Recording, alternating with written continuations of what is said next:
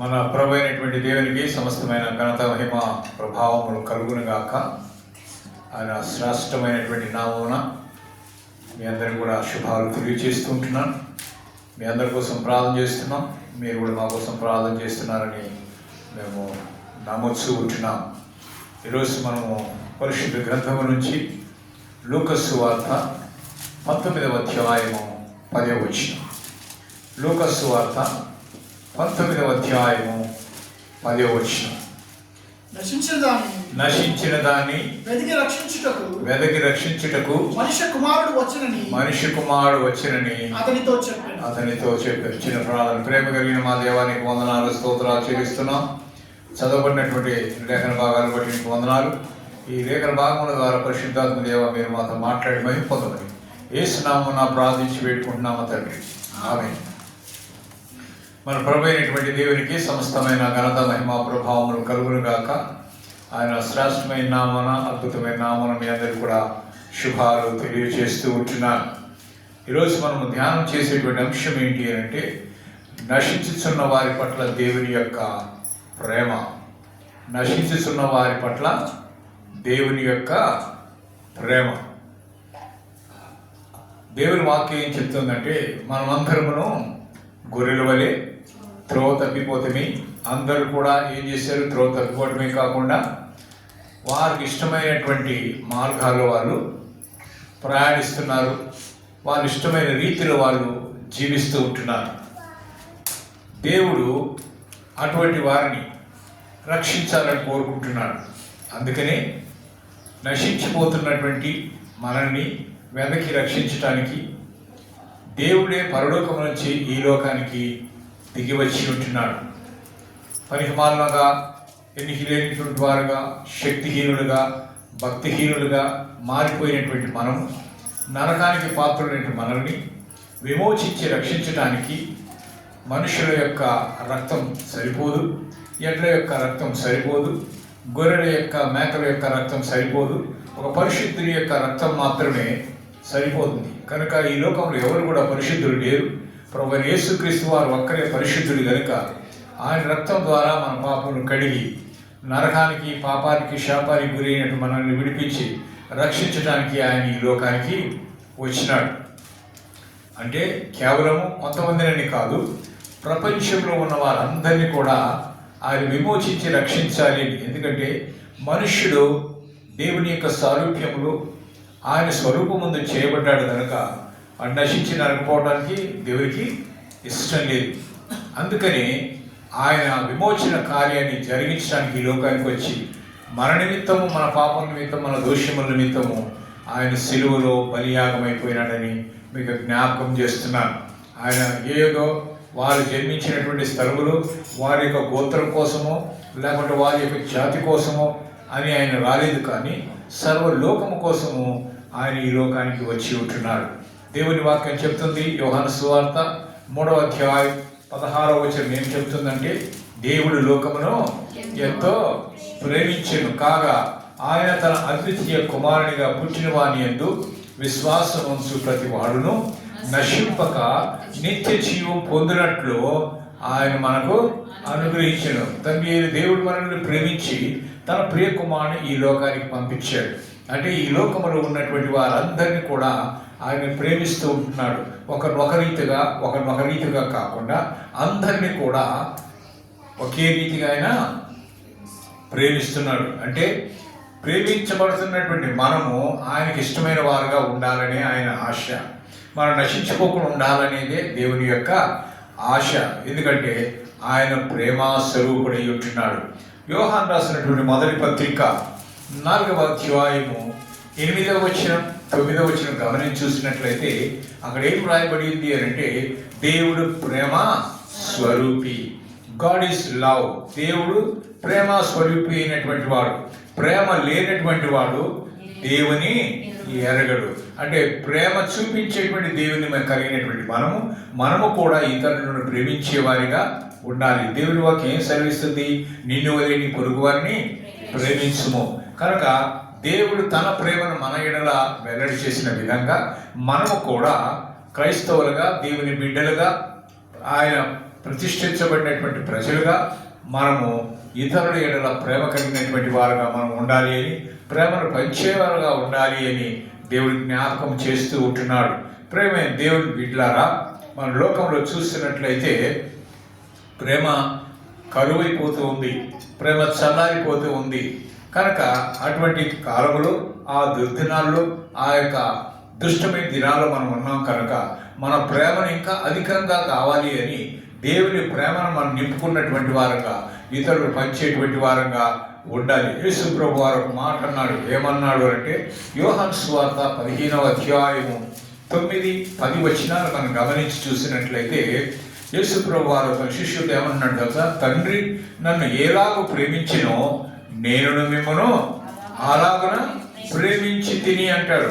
కనుక దేవుడు మనల్ని ప్రేమిస్తున్నాడు. యేసు ప్రభు వారు మనల్ని ప్రేమించాడు కనుకనే తన ప్రాణాన్ని సిలువలో త్యాగము చేశాడు. నా ప్రేమ యందు నిలిచియుండుడి అని దేవుడు జ్ఞాపకం చేస్తూ ఉంటున్నాడు. కనుక నేను నా తండ్రి ఆజ్ఞలు గైకొనిన ప్రకారంగా, అంటే ఆయన ప్రేమ యందు నిలిచిన ప్రకారంగా మీరు కూడా నా ఆజ్ఞలను గైకొనుడి అంటున్నాడు. అప్పుడు నా ప్రేమ యందు మీరు నిలిచి ఉంటారు. అంటే మనం ఆయన ప్రేమ యందు నిలిచి ఉండాలంటే ఆయన ఆజ్ఞలు మనము పాటించేవారుగా ఉండాలి. ఆయన ఆజ్ఞలు పాటించేవారుగా ఉండాలి అంటే ఆయన మాటలు వినటమే ఆజ్ఞ. ఆజ్ఞ అతిక్రమమే పాపం కదా.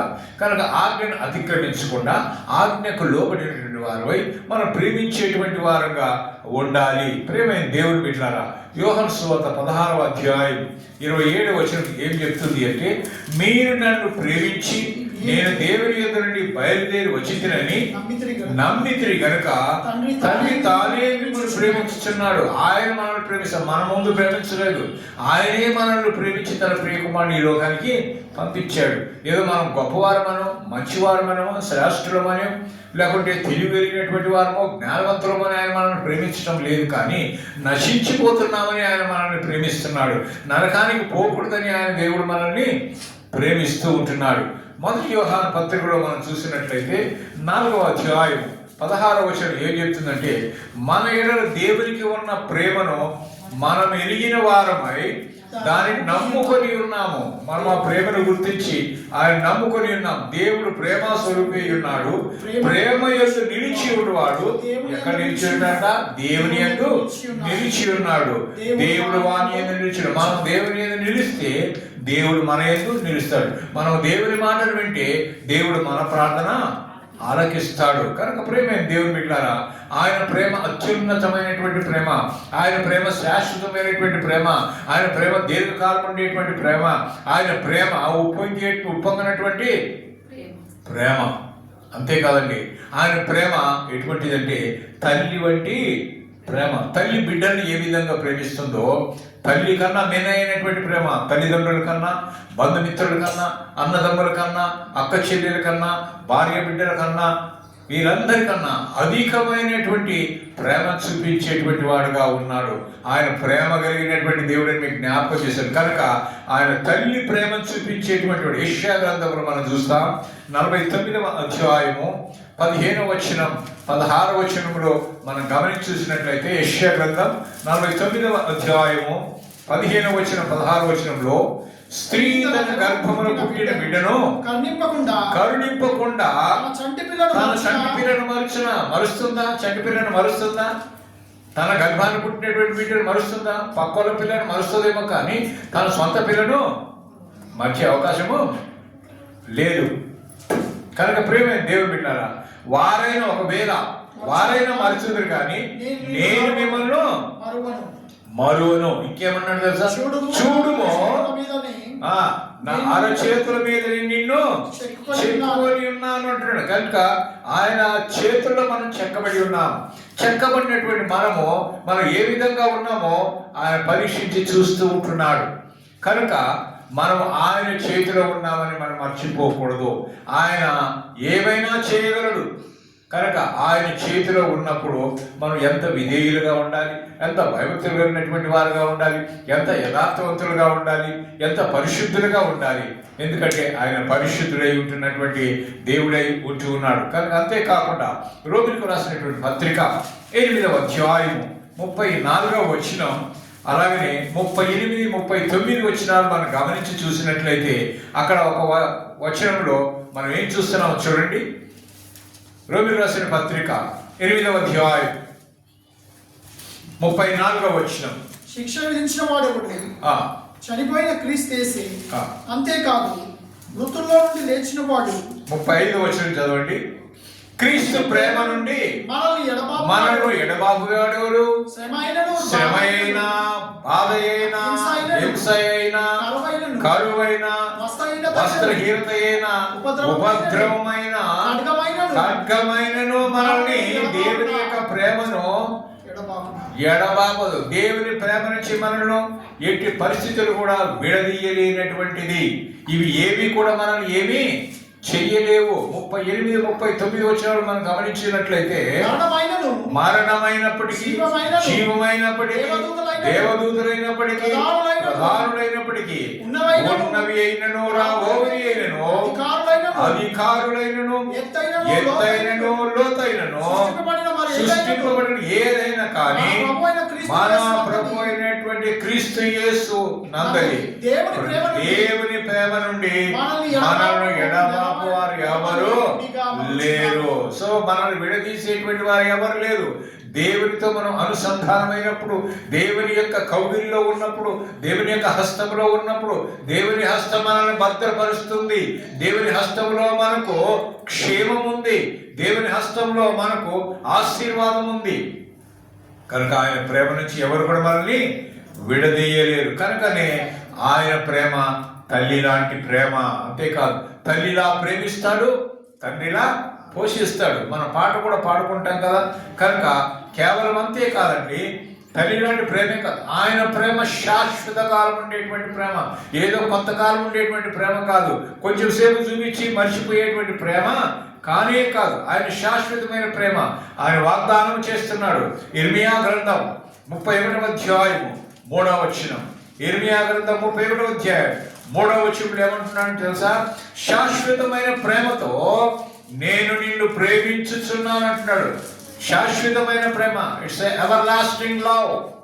కనుక శాశ్వతమైన ప్రేమతో ప్రేమిస్తున్నాను కనుక విడువక నీ ఎడల ఏం చూపిస్తున్నాడు? కృపను చూపిస్తున్నాడు, దయను చూపిస్తున్నాడు, కటాక్షాన్ని చూపిస్తున్నాడు.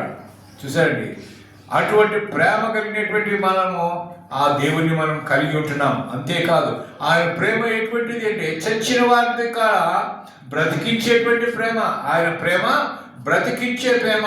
చూడండి, ఎఫెసీయులకు రాసినటువంటి పత్రిక 2వ అధ్యాయము 4-5 వచనాలు మనం చూస్తాం. ఎఫెసీయులకు రాసిన పత్రిక 2వ అధ్యాయము 4-5 వచనాలు. అయినను దేవుడు ఎటువంటి వాడైనా కరుణా సంపన్నుడై ఉండి మనం మన అపరాధముల చేత చచ్చిన వారమై ఉన్నప్పుడు కూడా మన ఎడల చూపిన తన మహా ప్రేమ చేత మనల్ని ఏం చేశాడ? క్రీస్తుతో కూడా బ్రతికించాడు. చూసారండి, మహాప్రేమ చేత, మహాకృప చేత, శాశ్వతమైన కృప చేత, శాశ్వతమైనటువంటి ప్రేమ చేత ఆయన మనల్ని బ్రతికించి ఉంటున్నాడు. రోమీయులకు రాసిన పత్రిక 5వ అధ్యాయం 8వ వచనం ఏం చెప్తుందంటే, రోమీయులకు రాసిన పత్రిక 5వ అధ్యాయం 8వ వచనం, అయితే దేవుడు మన ఎడల తన ప్రేమను వెల్లడిపరుచున్నాడు. ఎట్లా వెల్లడిపరుచున్నాడు? మనం ఇంకను పాపులమై ఉండగానే, ఏది నీతివంతులుగా ఉన్నప్పుడు కాదు, సత్యవంతులుగా ఉన్నప్పుడు కాదు, యథార్థవంతులుగా ఉన్నప్పుడు కాదు, భయభక్తులు కలిగి ఉన్నప్పుడు కాదు, కానీ మనం ఇంకను పాపులమై ఉండగానే క్రీస్తు మన కొరకు చనిపోయెను. యుక్త కాలంలో యవన వయసులోనే ఆయన మన కోసము త్యాగం చేసినాడని మీకు జ్ఞాపకం చేస్తూ ఉంటున్నాను. యోహాను రాసినటువంటి మొదటి పత్రిక 4వ అధ్యాయము 10వ వచనం. యోహాను రాసిన మొదటి పత్రిక 4వ అధ్యాయం 10వ వచనం. మనము దేవుని ప్రేమించడమని కాదు, కానీ తానే మనల్ని ప్రేమించి మన పాపములు ప్రాయశ్చిత్తము ఎండుటకు తన కుమారుని పంపారు. అంటే మన పాపానికి ప్రాయశ్చిత్తం కావాలంటే రక్తము చిందించకుండా పాప క్షమాపణ జరగదు. కనుక పరిశుద్ధమైన రక్తం చిందించాలంటే ఆయన కుమారుడు ఈ లోకానికి వచ్చి ఆయన రక్తాన్ని చిందించాలి. కనుక ఆయన కుమారుని యొక్క రక్తం చిందించడం వలన మన పాపములకు ఏమవుతుంది? ప్రాయశ్చిత్తం. ఇందులో ఏమి కనిపిస్తుందంటే దేవుని యొక్క ప్రేమ మనకి కనిపిస్తుంది. అంతేకాదండి, దేవుడు మనల్ని ఎన్నుకున్నాడు కనుకనే ఆయన మనల్ని ప్రేమిస్తున్నాడు. మనల్ని ఎన్నుకున్నటువంటి ప్రేమ దేవుని ప్రేమ. అదే యోహాను రాసిన మొదటి పత్రిక 3వ అధ్యాయము 1వ వచనం. యోహాను రాసిన మొదటి పత్రిక 3వ అధ్యాయం 1వ వచనం. మనము దేవుని పిల్లలమని పిలువబడినట్లు తండ్రి మనకెట్టి ప్రేమ అనుగ్రహించినో చూడండి అంటున్నాడు. కనుక ఆయన ప్రేమను మనం చూడాలి, ఆయన ప్రేమ రుచి చూడాలి. మనము దేవుని పిల్లలమే. ఎందువల్ల ఎలా దేవుని పిల్లలయ్యాము? ఎందరైతే ఆయన అంగీకరిస్తారో వారందరూ కూడా దేవుని పిల్లలుగా ఆయన అధికారం ఇచ్చారు. నువ్వు యేసు ప్రభువును దేవుడిగా అంగీకరిస్తే, నీ హృదయంలోకి ఆహ్వానిస్తే, ఆయన మీద నువ్వు ఆధారపడితే, ఆయన్ని నీవు దేవుడిగా చేసుకుంటే, నీ హృదయంలోనికి ఆయన ఆహ్వానించినప్పుడు నీ పాపములన్నింటిని కొట్టివేసి, నీ పాపాలన్నీ కడిగివేసి, నేను పరిశుద్ధినిగా పవిత్రుడిగా చేసి తన కుమారుడిగా తన కుమార్తెగా ముద్రిస్తాడు. Now you will be the children of God. దేవుని యొక్క పిల్లలైపోతారు. కనుక దేవుని యొక్క పిల్లలు దేవుని వలె ఉండాలి అని, దేవుని ప్రేమను కలిగి ఉండాలని, దేవుని ప్రేమను పంచాలని, దేవుని వలె నడవాలని ఆయన కోరుకుంటున్నాడు. కనుక ప్రేమైన దేవుని బిడ్డలారా, ఆ ప్రేమను మనం రుచి చూసేటువంటి వారంగా ఉండాలి. ఈ హేతువు చేత లోకము మనల్ని ఎరుగదు. మనం దేవుని ప్రేమిస్తున్నాం కనుక లోకము దేవుణ్ణి ద్వేషించింది, ఆయన ప్రేమించే మనల్ని కూడా అది ద్వేషిస్తుంది. కనుకనే అది మనల్ని ఎరుగదు. ఈ లోకం మనల్ని గుర్తించదు. వీళ్ళు దేవుని పిల్లలని మనల్ని గుర్తించలేకపోతున్నారు. అయితే వాళ్ళు గుర్తించాలి అంటే దేవునిలో ఉండే ప్రేమను మనలో ఉంచుకోవాలి. ఆ ప్రేమను ఇతరులకు ఏం చేయాలి? పంచాలి. ఎలా పంచాలి? మన ఏడలు కీడు చేసిన వారి పట్ల, మన ఏడలు ద్రోహం చేసిన వారి పట్ల, మన ఏడల అపరాధం చేసిన వారి పట్ల క్షమించే వారిగా మనం ఉండాలి. కనుక దేవుడు మనం అపరాధం చేసినప్పటికి కూడా మనల్ని క్షమించాడు కదా. కనుక ఆయన క్షమించేటువంటి ప్రేమ కలిగినటువంటి వాడు. యెషయా గ్రంథం 38వ అధ్యాయము 17వ వచనం. యెషయా గ్రంథం 38వ అధ్యాయం 17వ వచనం. మిక్కుటమైన ఆయాసం నాకు నెమ్మది కలుగడం కారణం ఏమంటున్నాడు తెలుసా? నీ ప్రేమ చేత నా ప్రాణమును ఏం చేసినట? నాశనం అనే గోతిలో నుండి విడిపించి. ఎక్కడంటే మనం నాశనం అనే గోతిరైపోయేటువంటి వారు, ఆ గోతిలో నుంచి ఏం చేశాడు దేవుడు? లేవనెత్తాడు. నాశనకరమైనటువంటి జిగటగల దొంగ ఊబిలో నుంచి మనల్ని ఆయన లేపి క్రీస్తునే బండ మీద మనల్ని ఆయన స్థిరపరిచి ఉంటున్నాడు. ఎంత గొప్ప ప్రేమ చూడండి. నాశనమైపోయే గోతి, అది దొంగ ఊబి లాంటిది. దిగబడిపోయిన అంటే లోపల దిగబడినంటే తిరిగి పైకి లేవనెత్తే అవకాశము లేదు. కానీ అటువంటి వారిని దేవుడే చెయ్యి పట్టి పైకి లేపి క్రీస్తునే బండ మీద మనల్ని నిలబెట్టి ఉంటున్నాడు. కనుక నీ వీపును వెనక తట్టున పాపములన్నీ నీవు పారవేసి, అంటే మన పాపములను జ్ఞాపకం చేసుకోకుండా వాటన్నింటినీ కూడా ఏం చేశాడు? వెనక్కి, వీపు వెనక్కి. ఇక వెనకున్నాయి కనిపిస్తాయి, ముందుకు కనిపించవు కదా. మనకి వెనక ఏం జరుగుతుందో మనకు కనిపిస్తుందా? కనిపించదు కదా. కనుక ఈ పాపములన్నింటి కూడా ఏం చేశాడంట? ఆయన వీపు వెనక్కి వేసుకున్నాడు. అంటే ఇంకా ఆయన వెనక తిరిగి చూడడు. మనం ఏం చేస్తాం? వెనక వెనక చూస్తాం. ఏం చేసామా కదా. లోతు వారి వెనక తిరిగి చూసింది కదా. చూసి ఏమైపోయింది? ఉప్పు స్తంభం అయిపోయింది. కనుక మనం వెనుక తిరిగి చూసేటువంటి వారంగా ఉండకూడదు. లోకం మన వెనక, క్రీస్తు మన ముందు ఉన్నాడు. కనుక మనం ఎవరిని చూసి ముందుకు పోవాలి? క్రీస్తుని చూసే ముందుకు పోవాలి. కానీ వెనకున్న లోకాన్ని మనం చూడకూడదు. వెనకలున్న లోకము అంగి పట్టుకొని వెనక్కి లాగుతూ ఉంటుంది అన్నమాట. కాలం పట్టుకొని లాగుతూ ఉంటుంది. కానీ దాన్ని తప్పించుకొని మనం ముందుకే పరిగెత్తాలి. ఏమండి? ముందుకే పరిగెత్తాలి. మనం ఆది కాండంలో చూస్తాం కదా. ఏం చూస్తాం? యోసేపును ఎవరు పట్టుకోవాలని ప్రయత్నం చేశారు? పోతీఫర్ భార్య ఆయనతో పాపం చేయాలని ఇష్టం కలిగి ఆయన దగ్గరికి వచ్చినప్పుడు ఆయన అసహించుకున్నాడు. ఇటువంటిది పాపం, నేను చేయకూడదు. దేవుని ఎదురుంటే నీ పాపము చేయకూడదు. అంటే ఈమె చేసే అసలు చొక్కాను పట్టుకున్నప్పుడు అది ఏం చేశాడు, ఎక్కడికి చూసారా నా చొక్కా ఎందుకు పట్టుకున్నాను, ఆ పట్టుకుంటే చొక్కాలు వదిలిపెట్టాడు. అంటే ఈ చేతులు చొక్కా ఉండిపోయింది, ఆ ముందుకు వెళ్ళిపోయాడు. కనుక సాతాను మన వెనకలో ఉండి మనల్ని ముందుకు ఏడబోతావు, నువ్వు విశ్వాసాల ముందుకు ఏడ సాగుతావు అని మనకి ఎన్నో ఆటంకాలు పెడుతూ ఆకర్షణ పెడుతూ వెనక్కి లాగుతూ ఉంటాడు. కానీ మనం వాటిని విడిపించుకొని ముందుకు పరిగెత్తాలి. విశ్వాస పత్య రంగంలో పరిగెత్తేటువంటి వాడు గురి వద్దకే పరిగెత్తాలి. ఆ గేమ్లో పరిగెత్తేటువంటి వాడు ఆ ట్రాక్లోనే పరిగెత్తాలి. తన ముందున్నటువంటి బహుమానము కోసము ఆ బహుమానాన్ని ఆశిస్తూ ఆ పక్క వైపు ఈ పక్క వైపు వెనక వైపు చూడకుండా ఏకదృష్టి కలిగి ఆయన ముందుకే పరిగెత్తితేనే బహుమానము వస్తుంది. మనం కూడా మన ముందు ఉంచబడినటువంటి విశ్వాసం అనే పద్ధతి రంగంలో ఓపికతో పరిగెత్తాలి. ఎందుకు ఓపిక కావాల్సి వస్తుంది? ఆ పరిగెత్తేటప్పుడు విశ్వాసం అనే పంద్యపరంగాలు పరిగెత్తేటప్పుడు ఎన్నో ఉడుదుడుకులు వస్తాయి, ఎన్నో హర్డ్స్ వస్తాయి, ఎన్నో సమస్యలు వస్తాయి, ఎన్నో కష్టాలు వస్తాయి, ఎన్నో ఇబ్బందులు వస్తాయి, ఎన్నో అవమానాలు వస్తాయి, ఎన్నో అపనిందలు వస్తాయి. వీటిలన్నింటినీ కూడా అధిగమిస్తూ ముందుకు పోవాలంటే మనకి ఏం కావాలి? ఓపిక కావాలి. కనుక ఓపిక కలిగి, ఏమండి, తల్లి డెలివరీ అయ్యేటప్పుడు ఆమె నొప్పులు భరించలేకపోతుంటే అమ్మ కొంచెం ఓపిక పట్టు అంటారు కదా. ఎందుకు ఓపిక పట్టు అంటారు? సుఖమైన డెలివరీ జరగాలి, వారు కోరుకునే సంతానము రావాలి అని. ఓపిక పట్టుకోకపోతే ఏమవుతుంది? కది తీసుకుపోతారు, అంతే కదా. ఓపిక లేకపోతే ఏముంది? సర్జరీ చేసి తీసేస్తారు. మరి ఓపిక పడితే సర్జరీ లేకున్నటువంటి డెలివరీ అయిందనుకోండి, వాళ్ళు సుఖంగా ఉంటారు, ఏ రోగాలు రావు. కానీ ఎప్పుడైతే సర్జరీలు చేశారనుకో, దానివల్ల వాళ్ళకి ప్రాబ్లం ఉందా లేదా? చాలా ప్రాబ్లం, భవిష్యత్తులో చాలా ప్రాబ్లం పడుతుంది. కనుక ప్రతిదానికి ఓపిక. నీకు ఒక ఉద్యోగం రాలేదంటే నీ ఓపిక పట్టాలి.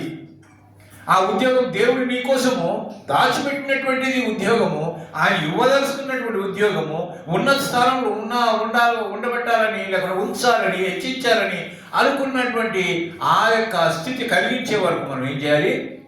ఓపిక. శ్రమలో ఓపిక, దేవుడి నుంచి జవాబు పొందేటువంటి వాటిలో ఓపిక, ప్రతి దాంట్లో మనకు ఓపిక అవసరం. కనుక మన ఓపికతో ముందుకు పరిగెత్తేటువంటి వారుగా ఉండాలి. కనుక మన దేవుడు ప్రేమ కలిగినటువంటి వాడు కనుక మన పాపములన్నింటినీ కూడా కట్టగట్టి ఏం చేస్తాడు తెలుసా? సముద్ర అగాధ జలములో పడవేశాడు. మరి ఎన్నటికీ నేను వాటిని జ్ఞాపకం చేసుకున్నాను. ఎంత ప్రేమ చూసండి! ఆయన క్షమించేటువంటి ప్రేమ కలిగినటువంటి దేవుడు. హెబ్రీయులకు రాసిన పత్రిక 12వ అధ్యాయము 6వ వచనము. హెబ్రీయులకు రాసిన పత్రిక 12వ అధ్యాయం 6వ వచనము. ప్రభువు తాను ప్రేమించిన వారిని శిక్షించి తాను స్వీకరించే ప్రతి కుమారుణ్ణి దండించును అని కుమారుడితో సంభాషించినట్టు మీతో సంభాషించు ఆయన హెచ్చరికలు మానచిత్రి. ఏ తల్లిదండ్రులైనా కానీ పిల్లల్ని ప్రేమిస్తారు కదా. పిల్లల్ని ప్రేమించినప్పుడు పిల్లలు తప్పు చేస్తూ ఉన్నప్పుడు దాన్ని ఎంకరేజ్ చేయరు, వాడిని శిక్షించడానికి చూస్తారు, వాడిని సరిచేయడానికి. ఎందుకు శిక్షిస్తారు? ఎందుకు దెబ్బలు కొడతారు? ఎందుకు వాళ్ళని మరి అలా చేయకూడదు అంటారు అని అంటే అది కారణం ఏంటో తెలుసా? వారు నిన్నేం చేస్తున్నారు? ప్రేమిస్తున్నారు. మీ బిడ్డలను మీరు ప్రేమిస్తున్నారు కనుకనే వాడు తప్పు చేసినప్పుడు మీరు సరి చేస్తారు. మీరు సరి చేయలేదనుకోండి, వాడు చెడిపోతాడు. వాడు చెడిపోకుండా ఉండాలి అంటే నువ్వు శిక్షించాలి. నువ్వు శిక్షించాలంటే నీవు వారి మీద కోపంతో కాదు నువ్వు శిక్షించేది, ప్రేమతో నువ్వు శిక్షిస్తావు. కనుక మనము తప్పు చేసినప్పుడు, మార్గం తప్పిపోయినప్పుడు దేవుడు మనల్ని శిక్షిస్తాడు. ఇందాక మాట విన్నాం కదా, వాక్యం చెప్తున్నప్పుడు ఏమన్నా మనం? దేవుడు తన దండముతో ఇంకేం చేస్తాడు? దెబ్బలతో గద్దిస్తాడు కదా. శిక్షించటం అనేది అంటే ఎప్పుడు శిక్షిస్తాడు, ఎప్పుడు దండిస్తాడు? తప్పు చేసినప్పుడే. కనుక మనం తప్పు చెయ్యని వారుగా ఉండాలి అని దేవుని ఇష్టం. మనం పదే తప్పు చేయకూడదు. కనుక ప్రేమ దేవుని బిడ్డలారా, పాపమునకు దూరంగా ఉండాలి అని దేవుడు జ్ఞాపకం చేస్తున్నాడు. కనుక పాపము నుంచి రక్షించాలి అనేటువంటి దేవుడు ఆయన. కనుక రక్షించేటువంటి ప్రేమ ఆయన. చూడండి, జెఫన్యా గ్రంథం 3వ అధ్యాయం 17వ వచనం. జెఫన్యా గ్రంథం 3వ అధ్యాయము 17వ వచనం. నీ దేవుడైన యెహోవా నీ మధ్య ఉన్నాడు. ఆయన ఎటువంటి వాడంట? శక్తిమంతుడు. ఆయన మిమ్మును రక్షించును. ఆయన బహు ఆనందముతో నీ యందు సంతోషించును. మన యందు సంతోషించాలని అంటే మనం ఆయన దగ్గరికి వస్తే ఆయనకి ఎంతో సంతోషము. నీ యందు తనకున్న ప్రేమను బట్టి శాంతము వహించి నీ అందరి సంతోషము చేత ఆయన హర్షించును. నీవు ఆయన దగ్గరికి వస్తే చూడండి, అనేక మంది దేవుని వాక్యాన్ని వింటూ ఉంటారు, విని పెడచెవిని పెట్టేటువంటి వారుగా ఉంటారు.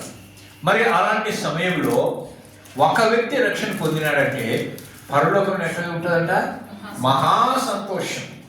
అప్పుడు దేవుని సన్నిధిలోనికి మనం ఒక్కరు వచ్చినా కానీ దేవునికి ఎంతో సంతోషం కదా. దాన్ని బట్టి ఆయన హర్షించేవాడుగా ఉంటాడు, దాన్ని బట్టి ఆయన సంతోషించేవాడుగా ఉంటాడు. ఆయన శక్తిమంతుడైనటువంటి దేవుడు. నువ్వు ఎటువంటి పాపి అయినా కానీ, నువ్వు ఎటువంటి దుర్మార్గుడైనా కానీ, నువ్వు ఎటువంటి మోసకారుడైనా కానీ, నువ్వు ఎటువంటి అన్యాయస్తుడైనా కానీ, ఎటువంటి పరిస్థితిలో ఉన్నప్పటికీ కూడా ఆయన నిన్ను రక్షించగలిగినటువంటి శక్తిమంతుడై ఉన్నాడు అని జ్ఞాపకం చేస్తూ ఉంటున్నాడు. రోమీయులకు రాసిన పత్రిక 5వ అధ్యాయం 5వ వచనం. రోమీయులకు రాసిన పత్రిక 5వ అధ్యాయం 5వ వచనం ఏమంటున్నాడంటే, ఎందుకనగా ఈ నిరీక్షణ మనల్ని సిగ్గుపరచదు, మనకు అనుగ్రహింపబడిన పరిశుద్ధాత్మ ద్వారా దేవుని ప్రేమ మన హృదయములలో కుమ్మరింపబడి ఉన్నది. దేవుని ప్రేమ మన హృదయములో కుమ్మరింపబడి ఉన్నది. నీవు రక్షణ పొందితే, దేవుని ప్రేమను రుచి చూసినట్లయితే, దేవుని ఆత్మ చేత నీవు నింపబడతావు.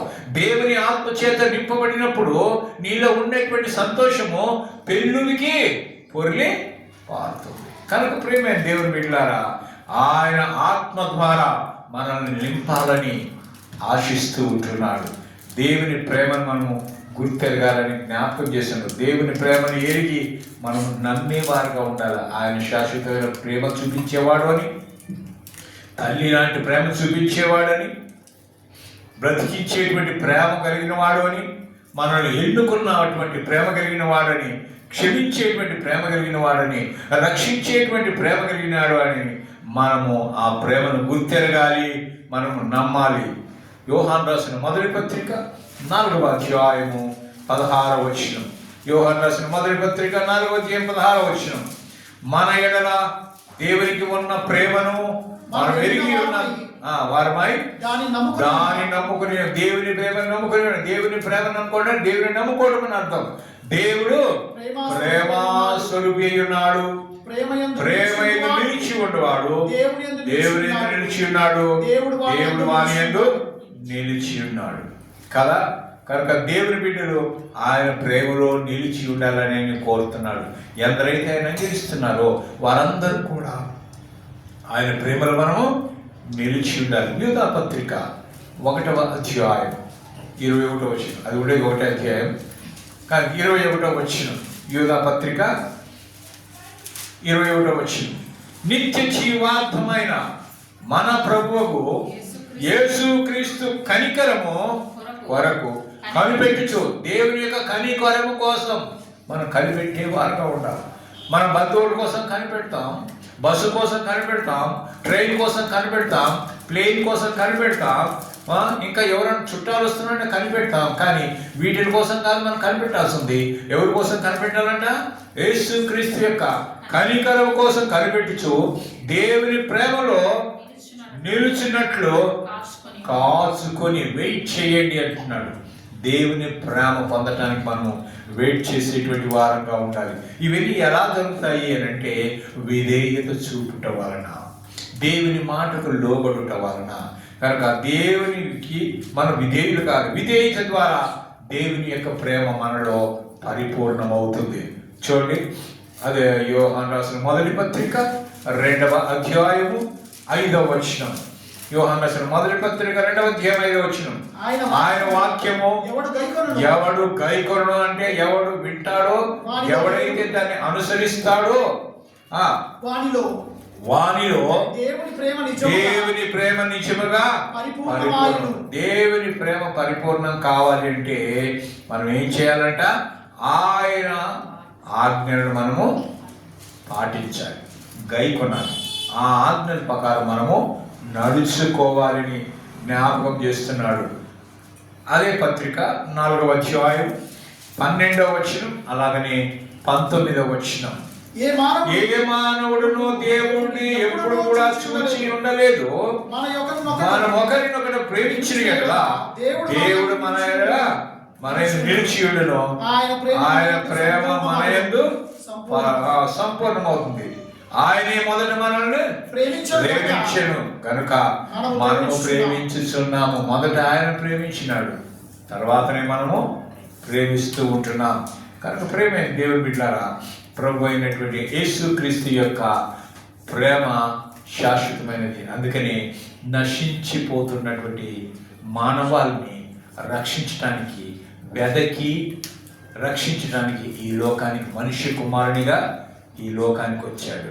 వచ్చినటువంటి ఆ యేసు ప్రభు వారు తన ప్రేమను క్రియారూపకంగా ఆ శిలువలో చూపించాడు. కనుక ఆ ప్రేమను మనం కలిగి ఎటువంటి ప్రేమ చూపించాడు? తండ్రి ఏమి చేస్తున్నారో మీరేమి కనుక క్షమించు. ఏం చేస్తున్నానని ఉమ్మి వేశారు కదా, పిడిగుద్దులు గుద్దారు కదా, చంపబెట్టుకుని పెరికారు కదా, యూదుల రాజానికి శుభమని చెప్పేసి అని హేళన చేశారు కదా, నీవు దేవుని కుమారుడు అయితే శిలువ మీద నుంచి దిగిరమ్మన్నారు కదా, కొరడా దెబ్బలు కొట్టారు కదా, అంగీని వాళ్ళు చీట్లు వేసుకొని పంచుకున్నారు కదా, ఎన్నో అవమానాలు చేసినప్పటికీ వాటన్నిటిని భరించుకొని ఆయన ఏం చేశాడు? తండ్రి మీరు ఏం చేస్తున్నారు? క్షమించడు. ఒకవేళ ఆయన క్షమించకపోయి ఉంటే, ఒకవేళ మనలాగా ఆయన కోపం వచ్చి ఉంటే మనకు ఈరోజు రక్షణ వచ్చి ఉండేది కాదు. మనం పరలోక రాజ్యం పోయేటోళ్ళం కాదు. మనం ఎక్కడ పోయేటోళ్ళం? నరకానికి. ఆ నశించి నరకానికి పోవటం, ఆ దుర్భరమైన బ్రతుకు, అందులో కాలిపోవటం, యుగ యుగములు కాలిపోవటం దేవునికి ఇష్టం లేదు. కనుక దేవుని సన్నిధిలో ఎల్లప్పుడూ యుగ యుగములు సజీవులుగా ఉండాలనేది దేవుని యొక్క ఆశ. కనుక ఆయన మౌనం వహించాడు. ఎంత బాధ పెట్టినప్పటికీ, ఎంత అవమానపరిచినప్పటికీ, ఎంత కష్టపెట్టినప్పటికీ ఆయన భరించాడు. భరించి సహించి ఓర్చుకొని ఆఖరి రక్తం పొట్టు వరకు ఆయన శిలువలో కాల్చాడు. ఆ రక్తము ద్వారానే ఈరోజు మనం కడగబడ్డాం. ఆ రక్తము ద్వారానే మనం పరిశుద్ధులుగా తీర్చబడ్డాం. మనం ఆయన అంగీకరించడం వలన ఆయన రక్తం మనం ఏం చేసింది? శుద్ధులుగా చేసింది. యేసు యొక్క రక్తం ప్రతి పాపం నుండి మనల్ని పవిత్రులుగా చేయదు. కనుక మనల్ని పవిత్రులుగా చేసేది కనుక మనం పవిత్రులైన మనం ఏ విధంగా ఉండాలా? పవిత్రుడైనటువంటి దేవుణ్ణి పవిత్రమైన హృదయముతో, పవిత్రమైన మనస్సుతో మనం దేవుణ్ణి హృదయములో చేర్చుకొని మన హృదయాన్ని పవిత్రపరచుకోవాలి. నేను హృదయాన్ని ఇస్తే దేవుడు ఏం చేస్తాడు? పవిత్రపరుస్తాడు. ఇంకను నీవు ఆ ప్రేమను ఎరగకున్నట్లయితే ఈ వాక్యం నీకోసమే జ్ఞాపకం చేస్తున్నాను. ఇంకను నువ్వు దేవుడిని దూరంగా పెడుతున్నట్లయితే ఆయన నిన్ను రక్షించడానికి ఈ లోకానికి వచ్చిన మీకు జ్ఞాపకం చేస్తున్నాను. ఇంకను నీవు పాపం చేస్తున్నట్లయితే నిన్ను క్షమించడానికే ఆయన ఈ లోకానికి వచ్చిన జ్ఞాపకం చేస్తున్నాను. నేను ఎవరైనా ప్రేమించలేకపోతున్నారంటే ఆయన నిన్ను ప్రేమించడానికే ఈ లోకానికి వచ్చాడు. ఎవరైనా నిన్ను ద్వేషిస్తున్నారంటే ఆయన నిన్ను క్షమించడానికి ఈ లోకానికి వచ్చాడు. ప్రేమను దేవుడు, ఆయన ప్రేమను రుచి చూసి ఆ ప్రేమలో మనం ఎదుగునట్లుగా పరిశుద్ధాత్మ దేవుడు మనకు సహాయము చేయునుగాక. ప్రార్థన. ప్రేమ కలిగిన మా దేవ, నీకు వందనాలు, స్తోత్రాలు చెల్లిస్తున్నాం. నశించిపోతున్నటువంటి మానవాళి కోసం, వారి పట్ల మీరు కలిగినటువంటి ప్రేమను వెల్లడి చేయడం కోసమని మానవ రూపిగా ఈ లోకానికి వచ్చి మీరు పంచి గాయములు పొంది, శ్రమలు పొంది, అవమానం పొంది, నిందలు పొంది, నాయన ఆ యొక్క శిలువ భారాన్ని మోసుకుంటూ శిలువ మీద ఆకాశానికి భూమికి మధ్యన 3 మేకులతో వేలాడబడి నేను నీ ఆకరక్తపు కార్చి, నీవు కార్చినటువంటి రక్తంతో పవిత్రులుగా మమ్మల్ని అందరినిగా చేసి నీ బిడ్డలుగా చేసుకున్నావు. నీకు స్తోత్రాలు చెల్లిస్తున్నాం. నృత్యం చేయడైనటువంటి దేవానికి స్తోత్రాలు చెల్లిస్తున్నాం.